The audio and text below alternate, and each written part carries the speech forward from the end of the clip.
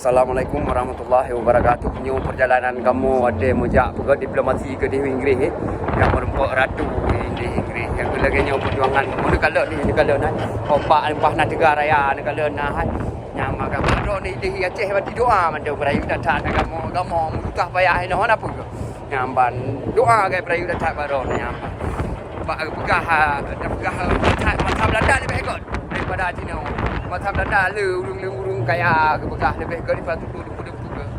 Lepas kita mendatang yang mungkin dari ni ke nyanek ke kerja sama dengan Belanda mungkin maka semangat mata Belanda bagi kenyan bagi keturunan kenyan bagi semangat mata Belanda lebih hayu ke mata nyan.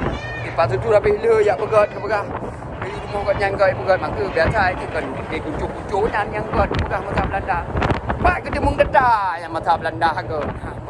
Tapi harap apa je lalu dah makan berjuang merempak dengan ratu ni siapa. Tapi lagi mana ni kalau doa Allahu Akbar ni kalau kamu buka itu kalau opak ni ada opak ni kalau nak buat dulu. Ya Allah. Ya bukan diplomasi semua dia bukan diplomasi. Banganyo kalau tu Aceh tiap-tiap nyawang jubula long.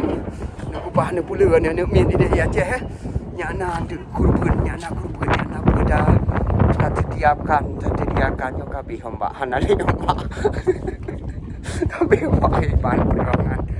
bahan perjuangan kata ni duduk dia wajah macam kanyo dia yang pakai baik awan nampak awak perjuang dah bukan lah dah berjuang lah galak ke berjuang je dah ke galak ke berjuang kajak ro ke hang kena berjuang sama-sama ayah no ya hang kajak ro angkat dia mati rok lebih jarang boleh jarang rok mihan angkat dia berjuang ayah gambar kata dia tahu upload di kampung Kaji Putih dia nyawang boleh je latihan je pokok jadi pindah dengan hiburan pabrik budi macam-macam nah tip kebudannya yang disediakan konta menggod-god inan makan damai tu olah-olah mandum kat bihaya. Bajan lem baru sengap ke? Puam bertu. Habis kumbung jakrung balap Malaya yang jadi balap Malaya.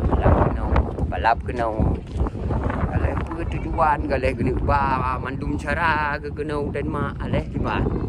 Hai dia kakak pulang ke kat juga peplung suaka politik lem. Ba cara-cara ke kadang kena oi kat nyan berarti. Nak mangat ke berjuang masa bawah kuru ke hina berarti.